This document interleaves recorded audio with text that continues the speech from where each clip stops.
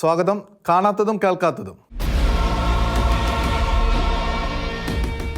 വൈദിക നേതൃത്വത്തെയും മെത്രാന്മാരെയും അധിക്ഷേപിച്ചാൽ വിഴിഞ്ഞം സമരം ഇല്ലാതാകുമോ? ഇല്ലാതാക്കാനാണ് ചിലരുടെ ശ്രമം. വേറെ ചിലർക്കു വേണ്ടി ദുഷിച്ച ജിഹ്വകൾക്ക് അതിന് കഴിയുമെന്ന ഉറപ്പുണ്ടായിട്ടല്ല. അവരുടെ ലക്ഷ്യം പണദൈവത്തിൻ്റെ പ്രീതി, പണമായി കൈമറയുന്ന പ്രീതി. അത് ദശലക്ഷങ്ങളോ കോടികളോ ആകാം. അദാനിയുടെ പ്രീതിക്ക് വേണ്ടി കൂലി ഗുണ്ടകളാകാൻ കുറേ പേർ തയ്യാറായതിൻ്റെ ശബ്ദപ്രകടനം കേരളം കേട്ടുകൊണ്ടിരിക്കുന്നു. വൈദികരെയും മെത്രാന്മാരെയും അധിക്ഷേപിക്കാൻ ഒഴുക്കിയ വാക്കുകൾ കേട്ടാൽ സാധാരണ മലയാളി ലജ്ജിക്കും. ആരാണവർ? വിഴിഞ്ഞം സമരത്തെ എതിർക്കുന്നവരിലും മത്സ്യത്തൊഴിലാളികളെ തള്ളിപ്പറയുന്നവരിലും ഇടതു വലത് BJP രാഷ്ട്രീയ ധാരക്കാരുണ്ട് എന്നു കരുതി വർഗീയതയും മതതീവ്രതയും ഇത്തരം അധമ വാക്കുകൾ പുറപ്പെടുവിക്കാറില്ല. അങ്ങനെ ചെയ്യാനുള്ള യോഗ്യത വേറെയാണ്. നേരും നെറിയും കെട്ട ഏതു പ്രവൃത്തിക്കും മടിക്കാത്ത രാഷ്ട്രീയ അധമത്വം, എതിരാളികളെ കള്ളങ്ങൾ പരത്തിയും കൈക്കരുത്തും സംഘധാർഷ്ട്യവും കാട്ടിയും തകർക്കുന്ന പാരമ്പര്യം, അതുള്ള ഒരു കൂട്ടരേ ഉള്ളൂ തങ്ങൾക്ക് പിന്നിൽ ജനകീയതയുടെ അഹങ്കാരം ചുമക്കുന്ന നേതാക്കളുണ്ടെന്ന് കരുതുന്നവർ. അവരേതു മലയാളിക്കും ഊഹിക്കാം. പ്രത്യേകിച്ച് അധികാരത്തിൻ്റെ തണൽ കൂടി പറ്റി ഇപ്പോഴത് ചെയ്യാൻ ആരാണുള്ളതെന്ന്. അദാനി എന്ന് കേട്ടാൽ കോൾമയിർ കൊള്ളുകയാണ് നവവികസനവാദികൾ. വികസനത്തിൻ്റെ അവിഹിത വിഹിതം സ്വന്തം പക്കറ്റിൽ വീഴുമെന്ന് കണ്ടതോടെ എടുത്താൽ പൊങ്ങാത്ത ഏത് വികസനത്തിനും വേണ്ടി ആർത്തിയോടെ വാദിക്കുന്ന ചിലർ ആ വാക്കുകളുടെ മുഴുവൻ ദുർഗന്ധവും അഴുക്കും സ്വന്തം നാവിൽ തന്നെ പറ്റിയിരുന്നാലും അവർക്ക് സങ്കടമില്ല. അദാനിയുടെ സംപ്രീതമായ മുഖം കണ്ടാൽ മതി. ജനിതകഭേദം വന്ന കേരളത്തിലെ കുറെ പുരോഗമന രാഷ്ട്രീയ പക്ഷക്കാർക്ക് ഇന്ന് ഏറ്റവും പ്രിയപ്പെട്ട പേര് അദാനി. കണിയിൽ വിശ്വാസമില്ലെന്ന് നടിക്കുന്നവർക്ക് മോഹക്കണിയും ആ മുഖം തന്നെ. ആ മുഖം പ്രസാദിച്ചാൽ ഇന്നവർക്ക് പാർട്ടിയുടെ ചരിത്ര നായകനും ദേശീയ നേതാക്കളും നയപത്രികയും ഒന്നും വേണ്ട. സാമ്പത്തിക ദൈവത്തിൻ്റെ പ്രസാദത്തേക്കാൾ വലുതായി അവർക്കിന്ന് ഒന്നുമില്ല. ആ പ്രസാദത്തിന് വേണ്ടി, ആ തമ്പുരാനു വേണ്ടി ഗുണ്ടകളാകാനും അവർ തയ്യാറായതിൻ്റെ ആരവമാണ് വൈദികർക്കും മെത്രാന്മാർക്കുമെതിരെ പൂരപ്പാട്ട് രൂപത്തിൽ ഈ ദിവസങ്ങളിൽ സമൂഹ മാധ്യമങ്ങളിലൂടെ നാട് കേട്ടുകൊണ്ടിരിക്കുന്നത്. അവരുടെ അതേ ഭാഷയിൽ അസഭ്യം പറഞ്ഞില്ലെങ്കിലും തിരുവനന്തപുരത്തെ വാണിജ്യ സംഘക്കാരും വിഴിഞ്ഞം സമരത്തിലുള്ളവരെ അധിക്ഷേപിച്ചു. അവർ റോഡ് ഉപരോധിച്ചത് ഗുണ്ടായിസമാണത്രേ. അവരുടെ തൊഴിലുപാധികൾ റോഡിലെത്തിച്ചതും ഗുണ്ടായിസമെന്ന് തിരുവനന്തപുരത്തെ ആ കൊമേഴ്സ് ചേംബർ വക്താക്കളോട് എളിമയോട് പറയട്ടെ. ഏറെ നിഗളിക്കരുത്. നേരിന് വില കൽപ്പിക്കാത്ത രാഷ്ട്രീയ ഗുണ്ടകൾ വിഴിഞ്ഞം സമരത്തിൻ്റെ പേരിൽ വൈദികരെയും മെത്രാന്മാരെയും വിളിച്ച വാക്കുകൾ കേട്ട് നിങ്ങൾ നിലമറക്കരുത്. വല്ലവൻ്റെയും റൗഡിസത്തിൽ ആവേശം പൂണ്ട് വിഴിഞ്ഞം സമരത്തിലെ മത്സ്യത്തൊഴിലാളികളെ ഗുണ്ടകളായി വിശേഷിപ്പിച്ചത് മര്യാദക്കേടാണ്. അതിജീവനത്തിന് 3 മാസം സമരം ചെയ്തിട്ടും അവഗണിച്ച സർക്കാരിൻ്റെ കണ്ണു തുറപ്പിക്കാനാണ് അവർ റോഡ് ഉപരോധിച്ചത്. അത് വിജയിപ്പിക്കാൻ അവർ വള്ളമോ വലയോ അവരുടെ നഷ്ടപ്പെടുന്ന തൊഴിലിൻ്റെ അടയാളങ്ങളോ കൊണ്ടുവന്നെങ്കിൽ അത് ഗുണ്ടായിസമായി തോന്നിയവർ ഇത്രയും കാലം ഇവിടെയൊക്കെ തന്നെ ഉണ്ടായിരുന്നവരല്ലേ? സമരം ചെയ്തവർ ആരെയും വിറപ്പിക്കാനോ അധികാരം പിടിച്ചെടുക്കാനോ ശ്രമിക്കുന്നവരല്ല. നോൺ ഡിപ്രഡേറ്റർമാരുടെ ഗണത്തിൽ KD ലിസ്റ്റിൽ പെട്ടവരല്ല. ആയുധം വീശിയും ആളുകളുടെ മേൽ കൈവച്ചും ഉപജീവനം നടത്തുന്നവരല്ല. വിഴിഞ്ഞത്തെ പ്രതിസന്ധി നിമിത്തം ജീവിതം വഴിമുട്ടി വരും അവരെ പിന്തുണയ്ക്കുന്നവരുമാണ്. തങ്ങളെ വെറും കൈയോടെ പുറന്തള്ളാനുള്ള സർക്കാരിൻ്റെ തന്ത്രം തിരിച്ചറിഞ്ഞ് ആശങ്കയിലായവർ. സർക്കാരിൻ്റെ ഈ നീക്കത്തിന് കൂട്ടുനിൽക്കാനാണോ ചേംബറിൻ്റെ ആക്ഷേപം? ഇനിയുള്ള ദിവസങ്ങളിൽ ഈ വാണിജ്യ തറവാട്ട് സംഘത്തെ പോലെ വൈദികർക്കെതിരെ അസഭ്യ പ്രയോഗം നടത്തിയവരെ പോലെ വേറെയും സംഘങ്ങൾ രംഗത്തെത്തുമെന്ന് ഉറപ്പിക്കാം. സമരക്കാരുടെ 6 ആവശ്യങ്ങൾ അംഗീകരിച്ചതായി സർക്കാർ പറയുന്നത് ഗൂഢലക്ഷ്യങ്ങളോടെയാണെന്ന് സമരത്തിലുള്ളവർ എത്രയോ വട്ടം സമൂഹത്തോട് പറഞ്ഞു കഴിഞ്ഞു. ലത്തീൻ അതിരൂപതാ നേതൃത്വത്തിൻ്റെ പിന്തുണയാണ് അതിജീവന സമരത്തിൽ പിടിച്ചു നിൽക്കാൻ പാവപ്പെട്ട മത്സ്യത്തൊഴിലാളി സമൂഹത്തെ സഹായിക്കുന്നതെന്ന് അറിയാവുന്നവർക്ക് വൈദിക നേതൃത്വത്തോട് രോഷം, മറ്റുള്ളവരെ കൂടി വൈദികർക്കെതിരെ രോഷം കൊള്ളിക്കാൻ പാകത്തിൽ ദേശദ്രോഹം, രാജ്യവിരുദ്ധരുടെ പണം പറ്റൽ, തുറമുഖ വിരുദ്ധത, ഇസ്ലാമിക തീവ്രവാദികളോടുള്ള കൂട്ടുകെട്ട് എന്നിങ്ങനെ നിരവധി ആരോപണങ്ങളാണ് അവർ നിരത്തിയത്. പണമൊഴുകുന്ന ചാലുകളിൽ നിന്ന് കോരിയും കുടിച്ചും മതിച്ചും ജീവിക്കുമ്പോൾ ചുറ്റുമുള്ളവരുടെ ദുരിതം അറിയാതെ പോകുന്നത് സാധാരണം എന്നു കരുതി അവരെ അങ്ങോട്ട് ചെന്ന് അധിക്ഷേപിക്കുന്ന ഹൃദയശൂന്യത പാടില്ല. വിഴിഞ്ഞത്ത് സമരത്തിലുള്ളവരെ ഗുണ്ടകളെന്ന് വിളിക്കുന്നതിന് മുമ്പ് വാണിജ്യ തറവാട്ട് സംഘങ്ങളും മേലാളന്മാരും 10 വട്ടം ആലോചിക്കണം. കാരണം അറിയില്ലെങ്കിൽ പറഞ്ഞു തരാം. ഈ നാട്ടിൽ കൂലി ഗുണ്ടകളെ സൃഷ്ടിച്ചതും ചെല്ലും ചെലവും കൊടുത്തും വളർത്തിയെടുത്തതും വ്യാപാര വാണിജ്യ മേഖലയിലുള്ളവരാണ്. അവർ വളർത്തിയ കുപ്രശസ്ത ഗുണ്ടകളുടെ പട്ടിക തന്നെയുണ്ട് സംസ്ഥാനത്ത്. അസൂയ മൂത്തും പരസ്പരം പണി കൊടുക്കാനും സ്വന്തം രക്ഷയ്ക്ക് വേണ്ടിയും ഗുണ്ടകളെ ശമ്പളക്കാരാക്കി ആശ്രയിച്ചു പോന്നതും ഇതേ മേഖലയിലുള്ളവരാണ്. വാഹന വായ്പ എടുത്തവരെയും സ്വകാര്യ വായ്പ തരപ്പെടുത്തിയവരെയും കൈകാര്യം ചെയ്ത് തിരിച്ചടവ് ഉറപ്പാക്കാനും വാഹനം പിടിച്ചെടുക്കാനും ഗുണ്ടാ സംഘത്തെ പാലിച്ചതും ന്യൂ ജനറേഷൻ തലമുറയിലെ ബാങ്കുകൾ ഉൾപ്പെട്ട വാണിജ്യ സമൂഹത്തിലുള്ള മാന്യവേഷധാരികൾ തന്നെയാണ്. ഇതൊന്നും ഇന്നാട്ടിലെ പാവം ജനങ്ങളിൽ ആർക്കും, മത്സ്യത്തൊഴിലാളികളടക്കം ആർക്കും പരിചയമുള്ള ആധുനികതയല്ല. ഈ കയ്യിലിരിപ്പുകളുടെ പാരമ്പര്യം മൊത്തമായി അവകാശമുള്ളവർ അതിജീവന സമരക്കാരെ ഗുണ്ടകൾ എന്ന് വിദൂരത്തു നിന്ന് പോലും വിളിക്കാൻ മുതിരരുത്. ഒരു നേരം യാത്ര മുടങ്ങിയാൽ അത് ബുദ്ധിമുട്ട് തന്നെയാണ്. പക്ഷേ ജീവിതമാകെ കടലിലേക്ക് വലിച്ചെറിയപ്പെടുന്നതോടൊപ്പം വരില്ലത്. ഒരു ജനവിഭാഗത്തെ ദുരിതക്കടലിൽ തള്ളുന്നത് അറിഞ്ഞിട്ടും ഗൗനിക്കാതെ സ്വന്തം സൗകര്യം മാത്രം നോക്കി ജീവിക്കാമെന്ന് മറ്റുള്ളവരും കരുതരുതല്ലോ.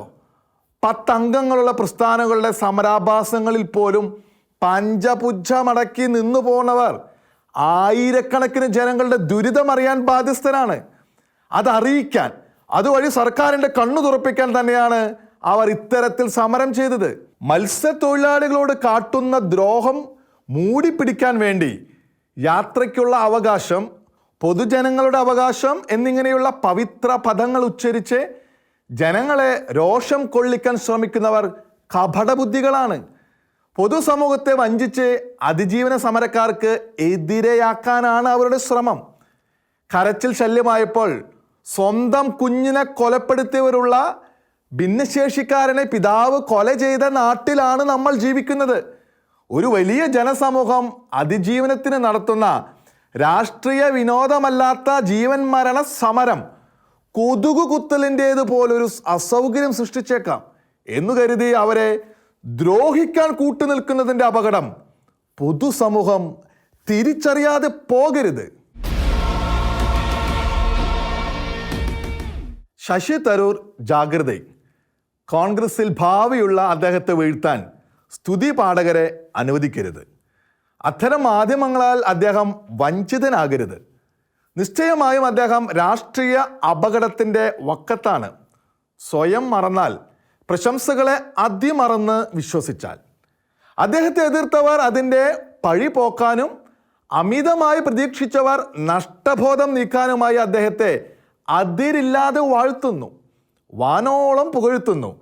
ഇന്നലെയില്ലാത്ത ഉന്നതിയും പ്രസക്തിയിലുമാണ് ഇന്ന് അദ്ദേഹം എന്ന് ചൂണ്ടിക്കാട്ടിക്കൊണ്ട് തന്നെ തുടക്കത്തിൽ പറഞ്ഞത് വീണ്ടും ഓർമ്മിപ്പിക്കുന്നു.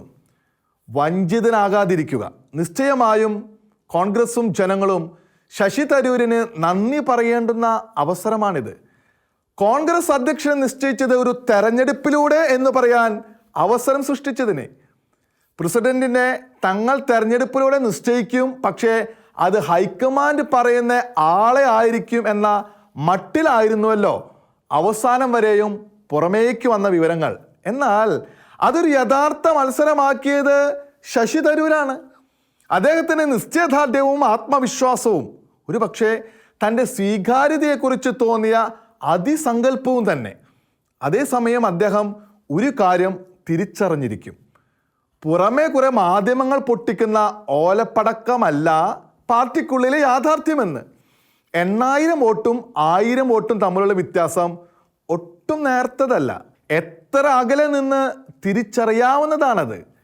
പാർട്ടിയിൽ ശശി തരൂരിനും മല്ലികാർജുൻ ഖാർഗെക്കുമുള്ള സ്വീകാര്യതയുടെ നിത്യസൂചികയല്ലെങ്കിലും തൽക്കാലത്തേക്ക് പ്രസക്തമായ വൻ വ്യത്യാസം. തെരഞ്ഞെടുപ്പിൽ ക്രമക്കേട് നടന്നു എന്നത് വസ്തുതയായാലും ആരോപണത്തിൻ്റെ പുകമറയായാലും തരൂരിൻ്റെ തോൽവി കട്ടയായ സത്യം. കാരണം ഭൂരിപക്ഷത്തിൻ്റെ പകുതിയായ 3500ഓളം വോട്ടുകളിൽ കൃത്രിമം നടന്നു എന്ന് പറയാൻ അദ്ദേഹം പോലും തയ്യാറാകുമെന്ന് തോന്നുന്നില്ല. തരൂരിനെ തോൽപ്പിച്ചെന്ന മട്ടിൽ കേരളത്തിലെ ചില നേതാക്കളെ കുറ്റപ്പെടുത്തുന്നവരാകട്ടെ അവർക്കില്ലാത്ത വലുപ്പം കൽപ്പിക്കുകയാണ്. ദേശീയ തലത്തിലെ 3500 വോട്ടുകൾ മറിക്കാനുള്ള കഴിവ് അവർക്കുണ്ടെന്നോ എങ്കിൽ അവർ മുമ്പേ തന്നെ എത്രയോ വലിയ പദവികൾ കൈക്കലാക്കുമായിരുന്നു. പക്ഷെ അവരിൽ ചിലർ അവരുടെ പണി രഹസ്യമായി ചെയ്തില്ല എന്ന് ഇതിനർത്ഥമില്ല. വീണ്ടും പറയാം, തൽക്കാലം ഖാർഗെയുടെ ജയം സംശയരഹിതമായ ജയം തന്നെയാണ്. ഖാർഗെ ഇത്രയ്ക്ക് മുന്നിലാണെന്ന് അറിയാനുള്ള സെൻസിബിലിറ്റി പോലും ഇല്ലാതെയാകാം ചില ചാനലുകളും സമൂഹ മാധ്യമങ്ങളും രാപ്പകൽ തരൂരിൻ്റെ മഹാവിജയ സാധ്യത ഘോഷിച്ചു കൊണ്ടിരുന്നത്. ഇത്തരം വിളിച്ചുകൂവലുകളുടെ വിശ്വാസ്യതയാണ് പൊളിഞ്ഞത്. കേരളം എന്ന കോണിലിരുന്ന് ചില മാധ്യമങ്ങൾ രൂപപ്പെടുത്തുന്ന ധാരണകളാണോ വിപുലമായ കോൺഗ്രസ് കുടുംബത്തിലെ ഭൂരിപക്ഷത്തിൻ്റെ മനസ്സിലും ഹൃദയത്തിലും ഉള്ളത്? അത് ആലോചിക്കാതെ തോന്നിയതെല്ലാം സാധ്യതകളാക്കി റിപ്പോർട്ട് ചെയ്തവരെ തെരഞ്ഞെടുപ്പ് ഫലം പരിഹാസ്യരാക്കി. ആ കേട് തീർക്കാനാണല്ലോ തരൂരിനെ വിജയിയാക്കി പിന്നാലെ വീണ്ടും കൂടിയിരിക്കുന്നത്. തരൂർ വിസ്തൃതമായ അറിവിൻ്റെ ലോകമുള്ളിലുള്ള നേതാവാണ്. ഏറെ അംഗീകാരവും പ്രശസ്തിയും നേടിയിട്ടുണ്ട്. ഉദ്യോഗ നിർവഹണത്തിൽ സമർത്ഥനാണ്. ഏറെ പരിഷ്കാരിയായ രാഷ്ട്രീയ നായകൻ. എങ്കിലും അദ്ദേഹം രാജ്യത്തെമ്പാടുമുള്ള സാധാരണക്കാരുടെയോ സാധാരണ കോൺഗ്രസ് പ്രതിനിധികൾ മുഴുവൻ പേരുടെയുമോ ഹൃദയത്തിൽ ഉണ്ടെന്ന് പറയാൻ കഴിയുമായിരുന്നോ? മറ്റു സംസ്ഥാനങ്ങളിലെ കോൺഗ്രസ്കാർക്കെല്ലാം അദ്ദേഹം എത്രമാത്രം പരിചിതനാണെന്ന് ഇത്തരം വാർത്ത ചമക്കൽക്കാർ അന്വേഷിച്ചിട്ടുണ്ടോ? അവിടുത്തെ കോൺഗ്രസ്സുകാരുടെ സ്ഥാനത്ത് നിന്ന് ശശി തരൂരിനെ വിലയിരുത്തിയിട്ടുണ്ടോ?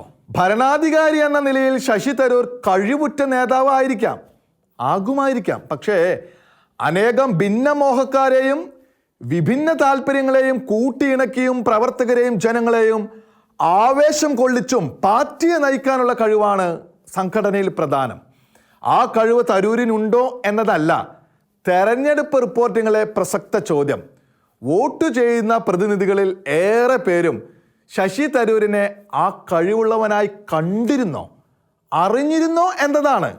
ആദ്യം പറഞ്ഞത് മാത്രം ചോദിച്ച് സ്വയം ഉത്തരം കണ്ടെത്തിയ മാധ്യമങ്ങൾ കേരളത്തിന് പുറത്തെ കോൺഗ്രസ്സുകാർക്ക് തരൂർ തൽക്കാലം ആരാണെന്ന് അന്വേഷിക്കാൻ മറന്നു. തരൂരിൻ്റെ നിരവധി കഴിവുകളും യോഗ്യതകളും അംഗീകരിക്കുമ്പോൾ ഒരു സംശയമുയരാം. കോൺഗ്രസ്സിലെ വലിയവനായി അദ്ദേഹത്തെ മാധ്യമ ലോകം വാഴ്ത്തി. സംഘടനയിലെ ഒന്നാമനാകാൻ മത്സരിച്ചു. അതേസമയം തന്നെയാണ് BJP പോലെ മറ്റു കക്ഷിയിലേക്ക് ക്ഷണിക്കപ്പെടുന്നവനായും തരൂർ വാർത്തകളിൽ കാണപ്പെട്ടത്. മറ്റു പാർട്ടികളുമായി ബന്ധപ്പെട്ടവരാണ് അദ്ദേഹത്തെ വാഴ്ത്തുന്നതിൽ മത്സരിക്കുന്നത്. അത് സാധാരണക്കാരുടെ മനസ്സിൽ ഉയർത്തുന്നത് എന്തായിരിക്കും? തരൂരിൻ്റെ യോഗ്യതകളോടുള്ള ആദരവോ തരൂരിൻ്റെ പാർട്ടിക്കൂറ് എത്രമാത്രം എന്ന സംശയമോ? ഒന്നും ചെലവിടാതെ പാർട്ടിയിൽ വരുന്നവർക്ക് വേദനയില്ലാതെ പാർട്ടി വിടാനും കഴിയുമെന്ന ധാരണയ്ക്ക് ശശി തരൂർ ഇടവരുത്തിയിട്ടുണ്ടോ? ജയിച്ചാലും നേടിയാലും മാത്രം പാർട്ടിയിൽ തുടരും, തോറ്റാൽ പാർട്ടി വിട്ട് പുറത്തേക്ക് എന്ന മട്ടിലാണ് താനെന്ന് കരുതാൻ അദ്ദേഹം തന്നെ കാരണമുണ്ടാക്കിയിട്ടുണ്ടോ?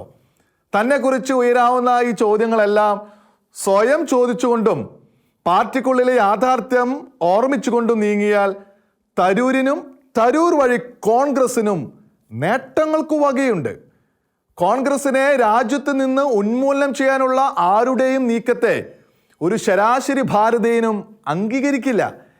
രാജ്യത്തെ ഫാസിസത്തിലേക്ക് കൊണ്ടുപോകുന്നതിൻ്റെ തുടക്കമാകുമത്. പാർട്ടിയുടെ ഇപ്പോഴത്തെ പ്രതിസന്ധി ചെറുതല്ല. എങ്കിലും 25% വോട്ടർമാർ കൊടും വീഴ്ചയുടെ കാലത്തും കോൺഗ്രസിനൊപ്പമുണ്ടായിരുന്നു.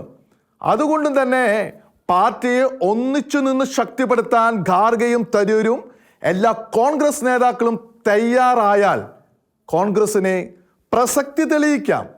നേതാക്കളെല്ലാം ഓർക്കേണ്ട ഒന്നുണ്ട്. ഇതുവരെയുള്ള കോൺഗ്രസ് ഭരണകാലത്ത് അടിഞ്ഞുകൂടിയ മാലിന്യങ്ങൾ തുടച്ചു നീക്കാൻ നിയതി നിർബന്ധമാക്കിയതാണ് മോദി ഭരണം. കർഷകരുടെ ദുരിതം മുതൽ ഇസ്ലാമിക തീവ്രവാദികളുടെ ആധിപത്യം വരെയുള്ള മാലിന്യങ്ങൾ അതിൽപ്പെടും. ആ പിശകുകൾ സമ്മതിക്കാനും മേലിൽ അവ ഒഴിവാക്കാനും തയ്യാറെങ്കിൽ കോൺഗ്രസിന്റെ ഗതി മുന്നോട്ട് തന്നെയാകും.